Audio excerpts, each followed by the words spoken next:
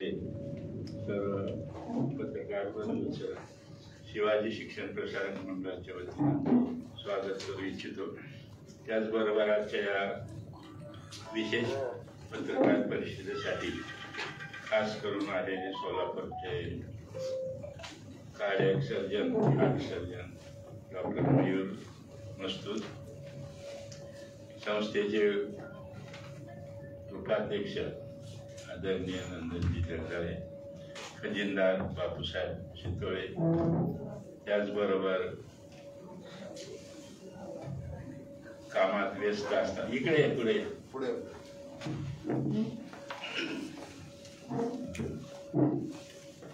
आपल्या या ट्रोमा युनिटच्या कार्डियक युनिटचे आधारस्तंभ ज्यांनी प्रेरणा देऊन आजचा हा योग घडवून आणला ते आदरणीय डॉक्टर साखरे सर,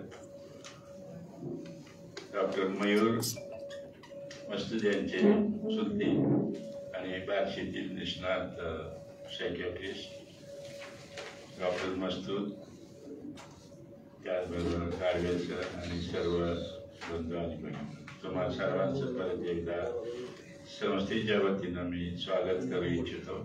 आज या शॉर्ट प्रोग्राम मध्ये डॉक्टर साखरे थोडा आपल्याला या युनिट बद्दल बोलतील, नंतर डॉक्टर मयूर बोलतील, जगदाळे मामा हॉस्पिटलचे सुपरिटेंडेंट डॉक्टर जगताप आपल्याला या संदर्भात थोडंसं बोलतील। त्यांनी सुरू करावं अशी मी त्याला विनंती करतो। डॉक्टर जगताप प्रास्ताविक बोलतील।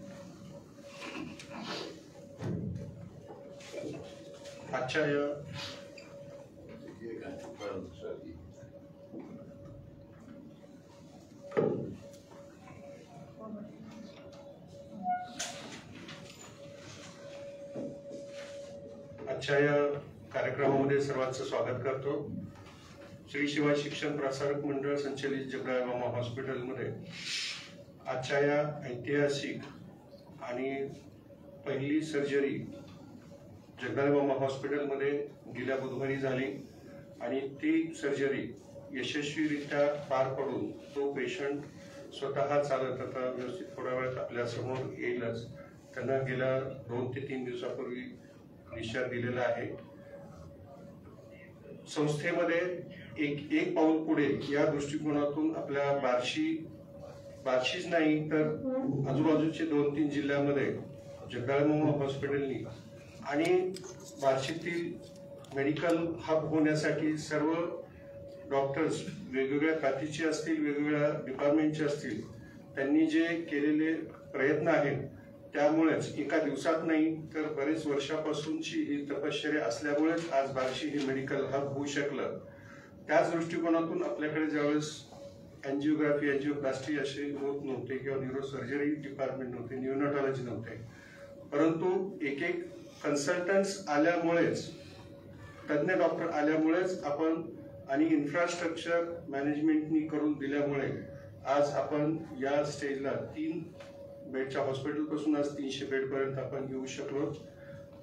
आणि ज्या संस्थेमध्ये स्वतःहून डॉक्टर मयूर मस्तूर हे CVTS सर्जन लहानपणापासून हे संस्थेशी निगडीत आपले डॉक्टर मस्तूर सर, त्यांचे ते पुतणे, त्यांचं बालपण पण इथंच बरंचसं गेलेलं असल्यामुळे तर त्यांनी इथं सेवा देण्यासाठी आलेले आहेत। त्यामुळे इथून आता बार्शीतून सोलापूर किंवा पुणे मुंबईला जाण्याची गरज पडणार नाही।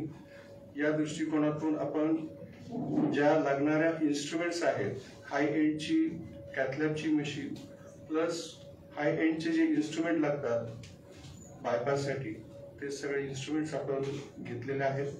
त्यामुळेच इन्फ्रास्ट्रक्चर, जसं की एखादं युद्ध लढायचं म्हटल्यानंतर हत्यार चांगले पाहिजे, त्याचप्रमाणे इन्फ्रास्ट्रक्चर तयार केलेलं आहे। आणि इथून पुढं आता आज पण नंतर सर्जरी आहे, त्यामुळे थोडक्यात हे सांगू इच्छितो की आपल्या बार्शी आणि बार्शीचं नाव हे आजूबाजूच्या बऱ्याचशा जिल्ह्यामध्ये पोहोचवण्यासाठी आणि रुग्णांना सेवा मिळण्यासाठी हे पाऊल उचललेलं आहे। धन्यवाद।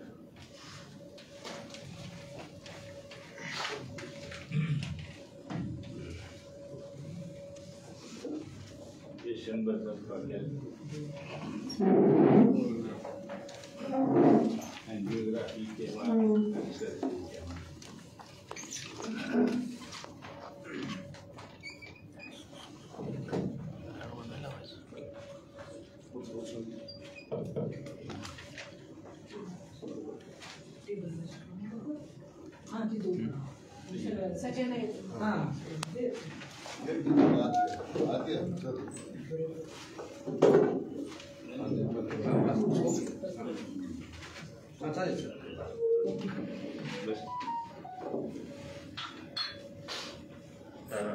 नमस्कार.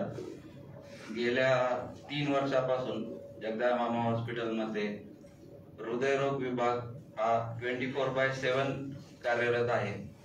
तर गेल्या 3 वर्षामध्ये जवळपास 5000 पेक्षा जास्त अँजिओग्राफी आपण केलेल्या आहेत. 2000 पेक्षा जास्त अँजिओप्लास्टिक म्हणजे स्ट्रिंग टाकायचं जे ऑपरेशन असतं ते केलेले आहेत.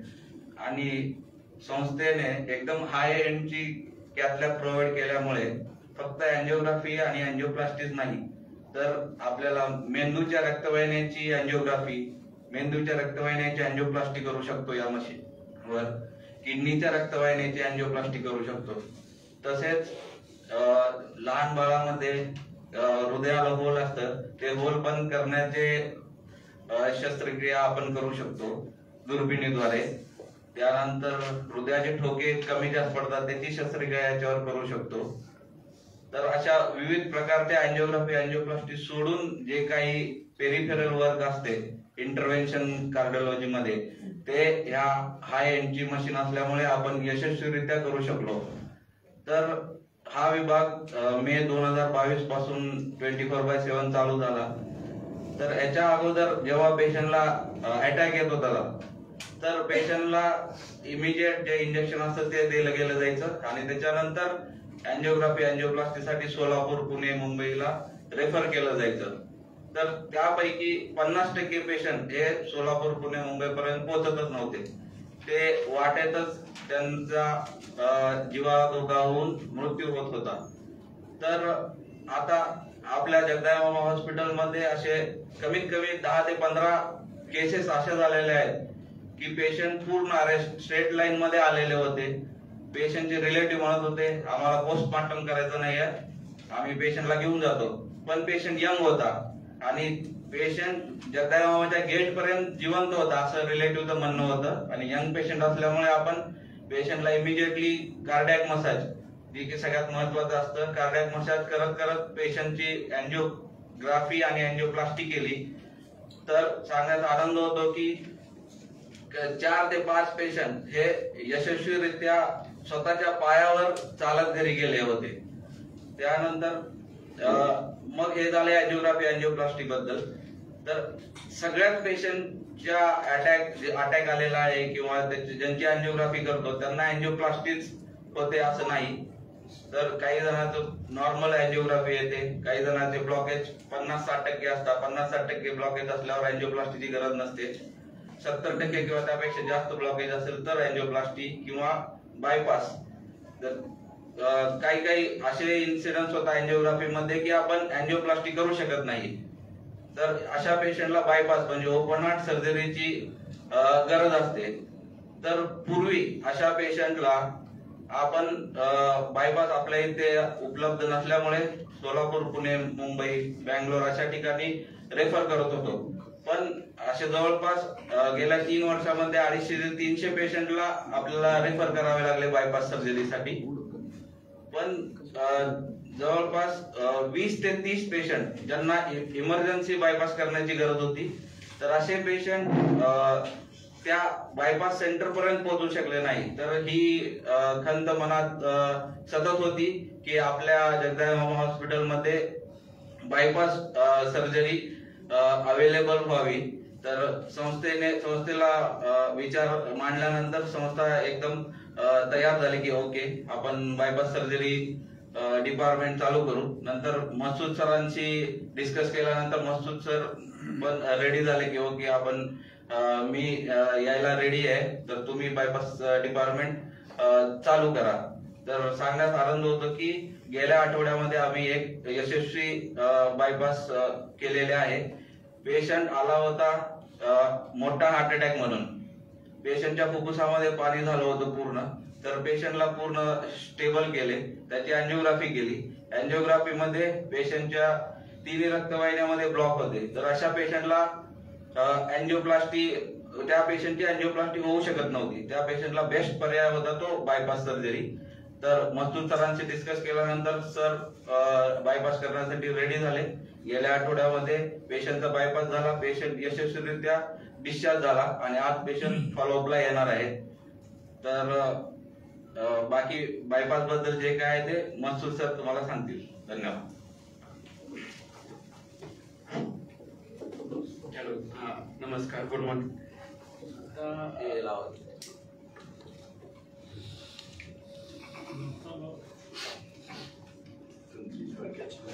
मी डॉक्टर मयूर मारुती मस्तूर. माझं आणि या इन्स्टिट्यूटचं नातं काही खूप जुनं नाहीये. म्हणजे लहानपण पूर्ण इथेच खेळलं, इथेच मोठ्या यादव सरांचं म्हणजे माझ्यासाठी सगळ्यात मोठं म्हणजे जे आयडियल जे राहतात ते त्याच्यापैकी एक सर. त्यानंतर स्वतः माझे काका इथेच आहेत, डॉक्टर कृष्णा असतो. आणि या ठिकाणीच मी सगळे पेशंट बघायचो, इथं सगळं करायचं आणि खूप भारी वाटायचं की बाबा आपण या ठिकाणीच कधीतरी प्रॅक्टिससाठी येऊ. आणि नशिबाने बऱ्यापैकी सरांनी पण खूप याच्यासाठी मेहनत घेतली. 3-4 वर्षापासून आम्ही इथं दरवेळेस येतो. ही बिल्डिंग नव्हती तरी सरांनी येऊन मला प्रत्येक फ्लोअरला सगळ्या गोष्टी दाखवलेल्या आहेत. आणि मी पण इथलाच विद्यार्थी आहे. शिवाजी कॉलेजलाच माझं 11वी वर्षाचं शिक्षण झालं. त्याच्यामुळं पहिल्यापासूनच बार्शीसाठी माझं मनापासून लगाव होताच. आणि सरांनी ज्यावेळेस माझ्याकडे पर्याय सांगितला की बाबा आपण इथं बायपास सुरू करायचं, तर जे हॉस्पिटल मुंबई या ठिकाणी फर्स्ट अटेम्प्टमध्येच कार्डियक सर्जरीसाठी माझी निवड करण्यात आली. त्यानंतर पण मी CPR hospital Kolhapur doctor Khanvilkar त्यांच्या अंडर तिथं मी डिपार्टमेंट 1 वर्ष चालवलं. त्यानंतर सोलापूरमध्ये पण मी 10 वर्षापासून बायपास सर्जरी करतोय. मग सरांनी सांगितल्यानंतर आपण इथे बायपास सर्जरी येणार, त्यामुळे मग मी इथे आलो. आणि मागच्या आठवड्यात आपण एक सर्जरी केलेली आहे, आज पण एक सर्जरी ठेवली. तर इथून पुढे सगळं बायपासची सर्जरी आपण इथं करूया. ठीक याची प्रोग्रेस म्हणजे ज्या दिवशी उद्घाटन होतं कॅथलॅबचं, त्याच दिवशी Jagdamba hospital superintendent doctor Jagtap प्रास्ताविक करताना त्यांना शिवेर अटॅक आला आणि कार्यक्रम सोडून वरती अँजिओग्राफी आणि अँजिओप्लास्टी केली. आज जगताप सर आपल्या समोर आहेत. त्यानंतर 1-2 महिन्यापूर्वी आमचे उत्साही उपाध्यक्ष एका कार्यक्रमामध्ये असताना शिवेर चेस्ट पेन सुरू झालं आणि मध्येच ते उठून स्ट्रेट इथं आले.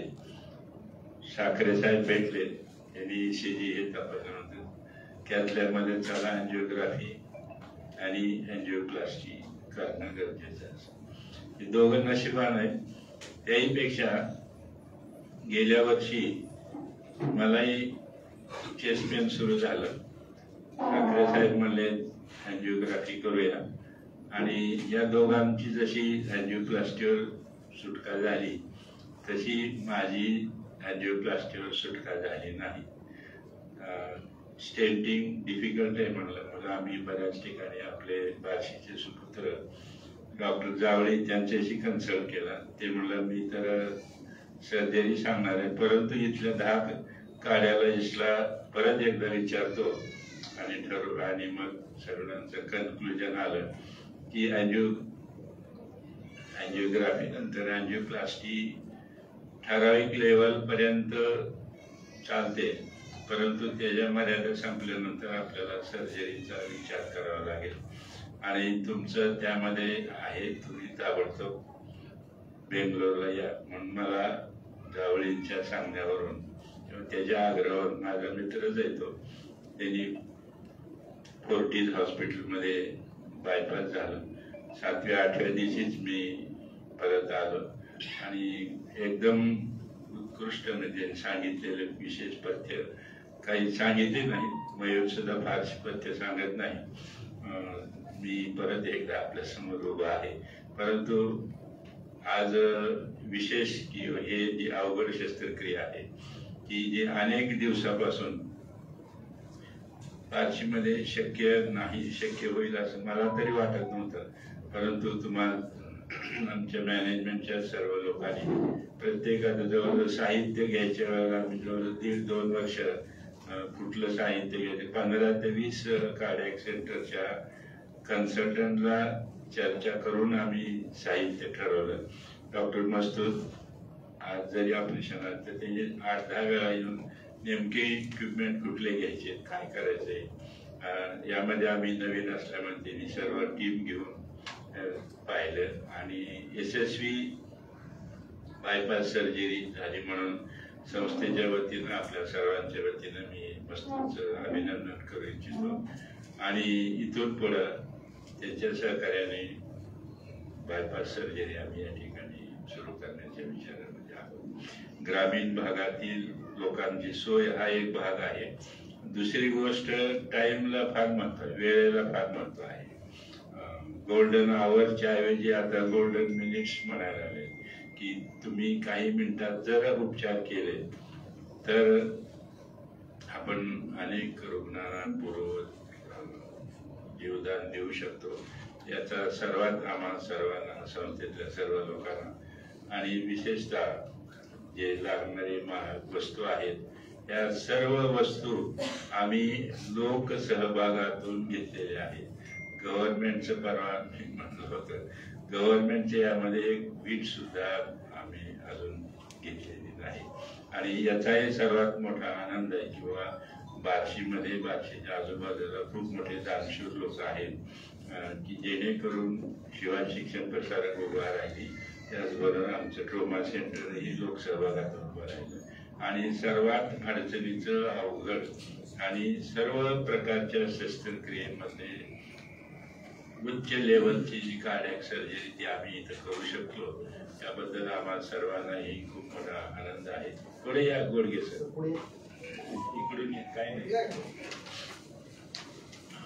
जसं कार्डियाक सर्जरी व्यवस्थितपणे चाललेली आहे तसेच मेंदूचीही सर्जरी तर चालूच आहे, परंतु गुडघे आणि साखरेच्या मदतीनं मेंदूच्याही काही रक्तवाहिन्या चोकअप होतात, त्यांनाही अँजिओग्राफी करणे गरजेचे, त्यांना स्टेटिंग करणं गरजेचं. काही वेळेला खूप मोठे अनर्थ टाळतात. अशाच गोष्टी गोडगे सर आणि साखरे सर यांच्यामुळं आम्ही इथं करू शकतो.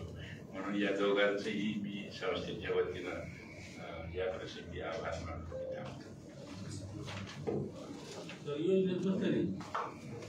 आणि योजनेमध्ये झालेलं आहे रुग्ण आणि म्हणून त्याच्या तोंडून आम्हाला हे वाक्य सांगायचं होतं की माझं सर्व योजनेमध्ये झालेलं नंदाजीचं दोन मिनिटं त्यांना एक तिला खुर्ची देत पहिली तर उशीर आले संजय त्यांनी आधी सांगितलं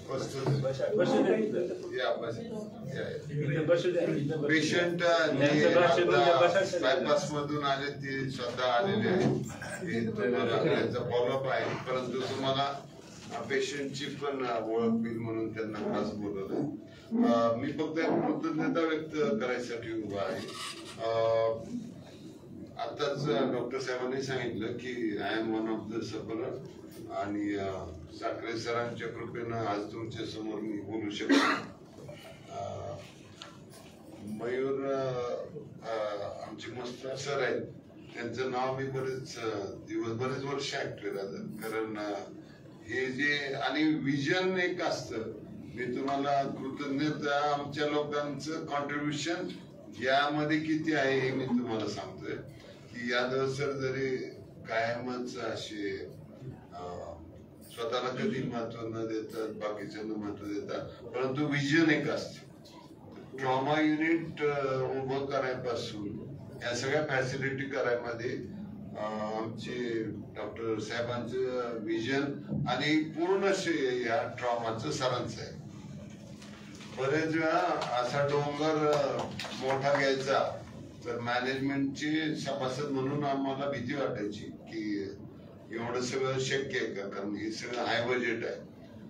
परंतु सरांचा दुर्दम्य एक विश्वास होता आणि स्वतःवरचा आणि आपल्या सगळ्या लोकांचा बार्शीतल्या भागातल्या नागरिकांवर विश्वास होता आणि लोकसहभागातून एवढं मोठं धाडस आणि डोंगर त्यांनी उभं केला. परंतु मी स्पेशली या आजच्या ऑकेजनचं पण श्रेय त्यांना देतो.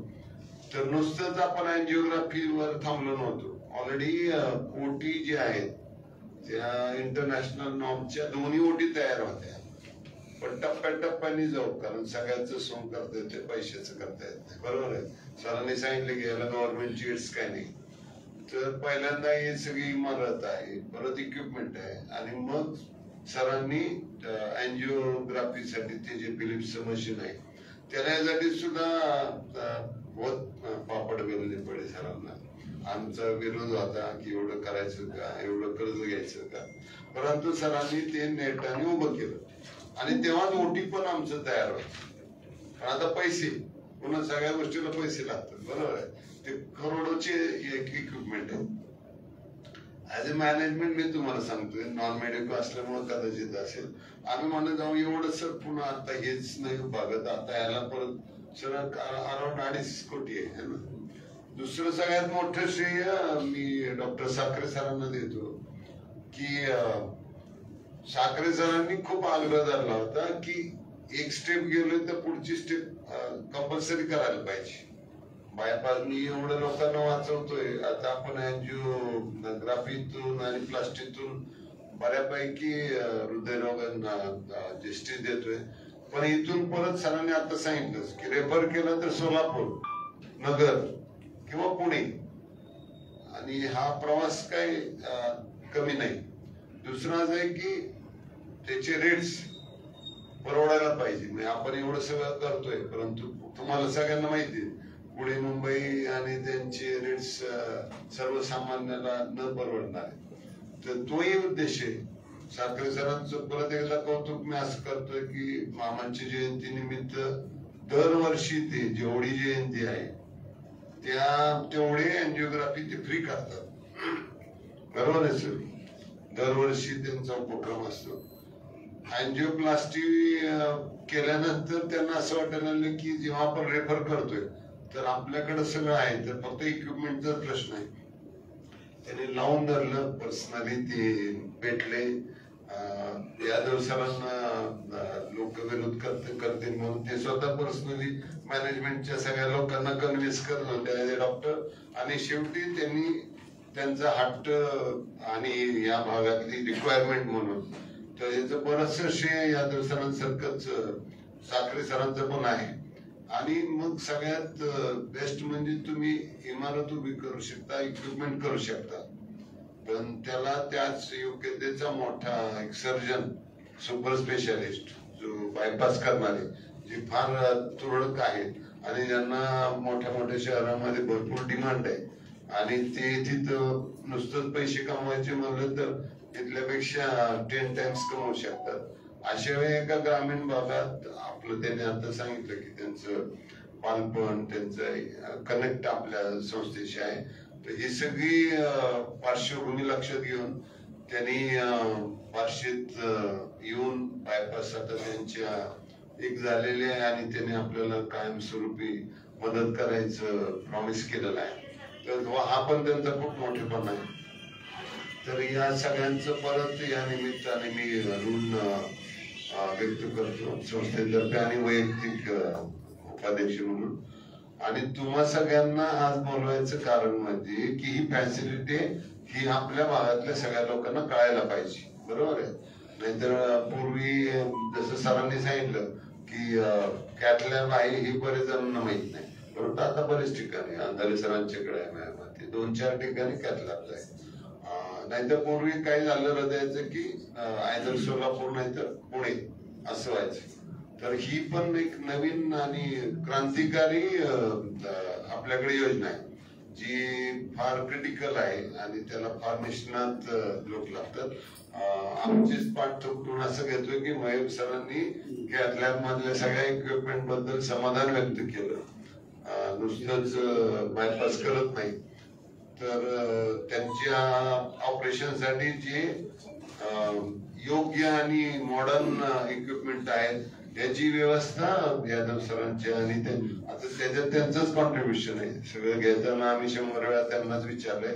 त्याच्यामुळे आपल्याकडे सुसज्ज अशी बायपासची ओटी आणि नुसतंच ओटी नाही तर त्याच योग्यतेचे योग्य सर्जन आपल्याला मिळालेले आहेत. हे बार्शीचं आपलं भाग्य आहे. तर तुम्हा सगळ्यांना त्रास द्यायचं कारण हेच होतं की ह्या सगळ्या अवगत करा आपल्या भागातल्या लोकांना सो दॅट त्यांना माहिती होईल की आता इथं सक्सेसफुल बायपास होत आहे आणि त्यांना लांब द्यायची गरज नाही. परंतु तरी सुद्धा ज्यांना जायचे ते जाऊ शकतात. आपण आग्रह करू शकत नाही. पण इथे इमिजिएट सरांनी सांगितलं तसं गोल्डन आवर सारखी फॅसिलिटी आपण उपलब्ध करून देतोय. बाकी काय प्रचार करायचा म्हणून नाही, परंतु एवढी मोठी फॅसिलिटी होती तर आपल्या भागातल्या लोकांना ऍटलिस्ट अवगत करणं आपलं काम होतं. म्हणूनच आजचा हा प्रकल्प केलेला आहे. थँक्यू.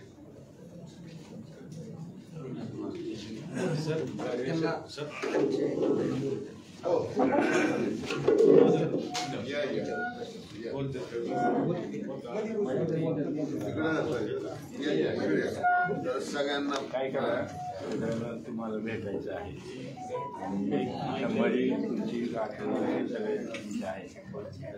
इथं बसू दे. पलीकडून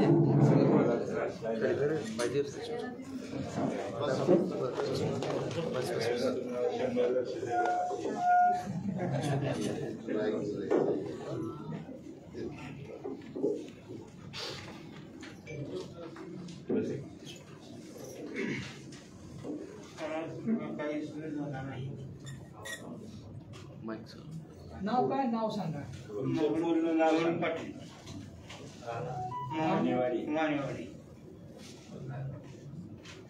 कुठल्या तक्रारीसाठी आला? काय तुम्हाला नेमकं काय त्रास होत होता आणि कशासाठी इथे हॉस्पिटलमध्ये आले? नाही आता नाही, सुरुवातीला तुम्हाला कुठला त्रास होत होता त्यासाठी तुम्ही बोला. मावशी, तुमचं नाव, गाव.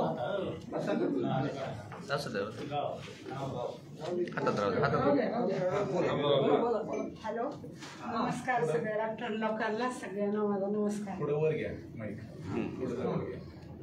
माझ्या भावाला खरंच एवढा आजार झाला होता की शक्य नव्हतं हे वाचणं. खरंच यादव साहेबांची आणि साखरे साहेबांची सगळ्यांची इथं मदत झाली आणि माझा भाऊ खूप चांगल्या परिस्थितीतून बाहेर आला. एवढीच मी विनंती करते. खरंच डॉक्टर लोकांवर विश्वास ठेवा. आणि तिथून ही म्हणजे सांगितलं होतं ह्यांना सोलापूरला किंवा इथं जावं लागेल म्हणून पुण्याला. पण आम्ही हे डॉक्टर साहेबांनी विचार केला की म्हणले नाही, ह्यांचं म्हणजे आमच्या भावाला बघण्यासारखं असं कोणच नाही जवळचं. मीच फक्त, आम्ही दोघंच बहीण भावंड आहे. मग यादव साहेबांनी बी विचार केला की म्हणले ह्यांचं हितच करायचं. साखरे साहेबांनी बी आग्रह घेतला आणि म्हणली सोलापूरची टीम बोलली आणि त्यांनी येऊन सगळं ऑपरेशन केलं आणि यशस्वी झाला माझा भाऊ त्याच्यावर. त्यांना काय झालं? त्रास काय होता? त्यांना त्रास काही नव्हता. बीपी म्हणजे असं धापा भरायच्या चालताना आणि मुंगा व्हायचा. मग परत इथं आल्यानंतर सांगितलं की 90% ब्लॉक आहेत त्यांच्या ह्याच्यात म्हणजे फुफ्फुसामध्ये आणि 10% चांगलं. मग आता आमचे प्रयत्न, तुमचं नशीब, पण त्यांच्या प्रयत्नाला यश आलं. धन्यवाद मानते. आता काही त्रास वगैरे होतोय का? आता काही आता सध्या नाही काही त्रास. योजनेत बसले काय? हा, योजनेत हो. खर्च किती आला? खर्च बहुतेक काहीतरी थोडाफार आला असेल, पण ही योजनेत बसली.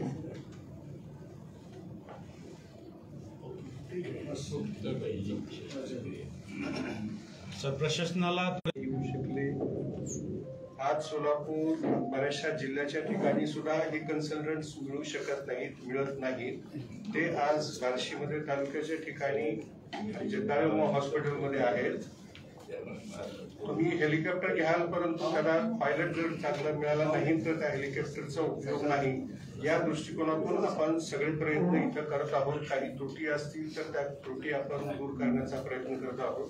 छोट्या मोठ्या गोष्टी असतील, बारीक लक्ष ठेवून आपण ज्या ज्या गोष्टी आहेत त्या आपण अपग्रेड करण्याच्या दृष्टिकोनातून आहोत. एकाच दिवसात लगेच काही मुंबई आणि पुण्यासारखे आपण अपग्रेड करू शकणार नाही. त्या दृष्टिकोनातून ज्या लहान गोष्टी असतील त्या आपण सुधारण्याचा प्रयत्न करूया आणि जे काही कोणाचे प्रश्न असतील ते आपण नंतर चर्चा करूया. ओके. गुडगे सर बोलायचे प्रश्न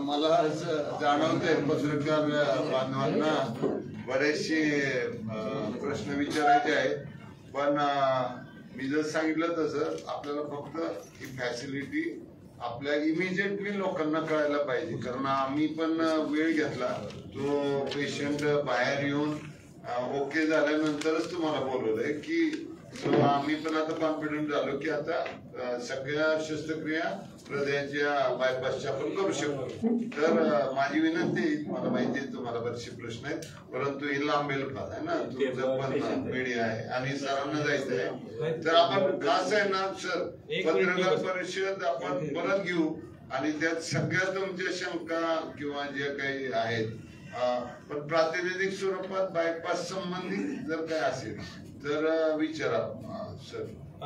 आता जे आपलं ऑपरेशन हॉस्पिटलमध्ये झालेलं आहे, पहिलंच ऑपरेशन आहे बायपासचं, तर त्याबद्दल प्रशासनाचं आणि डॉक्टरांचं अभिनंदन. आणि त्यातून हे ऑपरेशन जे आहे ते योजनेमधून झालं ह्याचा विशेष आनंद वाटतोय. पण ह्याच्याशीच जोडून एक प्रशासनाला एक माझा प्रश्न आहे की असेच जे आता जे पेशंट होते त्यांच्यासारखीच परिस्थिती असणारे काही निर्धन आणि दुर्बल घटकांसाठी शासनाने आदेश केलेला आहे की 10% खाटा आपण उपलब्ध करून द्यायचं, रिझर्व्ह ठेवायच्या. पण त्या खाटा किती उपलब्ध आहेत, किती भरलेल्या आहेत, तर त्याची माहिती आपल्या इथं कुठेही दर्शवलेली नाहीये. 100% ऑलरेडी आदेश आलेला आहे आमच्याकडं बरं का. इम्प्लिमेंटेशन अनेक वर्षांपासूनचे आदेश आहेत, जे लेटेस्ट आहे ना ते एक अपील केलं होतं आणि त्याचे आलेले आहेत. आणि कृपा करून मी तुम्हाला तीच विनंती करतोय की परत एकदा या पत्रकारांना आम्ही कधीच असं उत्तर न देता पाठवत नाही, पण दिस इज नॉट ए फोरम. हे वेगळ्या गोष्टीसाठी चाललेलं आहे. हॉस्पिटल मॅनेजमेंट बद्दल आपण परत एकदा पत्रकार परिषद घेऊ किंवा तुम्ही एकटे आला तरी आम्ही तुम्हाला उत्तर. नागरिकांचे प्रश्न आहेत ते मांडणं आमचं कर्तव्य आहे. आपण ऑफलाईन ऐकलं तरी आमची हरकत नाहीये. भेटू की आपण नक्की या तुम्ही. आजच करूया ना, आजच भेटूया. सर्वांना नमस्कार. आज जगदीश हॉस्पिटलने एक वेगळा ऐतिहासिक पल्ला गाठला आणि त्या क्षणाचे साक्षीदार होण्याचं भाग्य आपल्या सर्वांना लाभलं.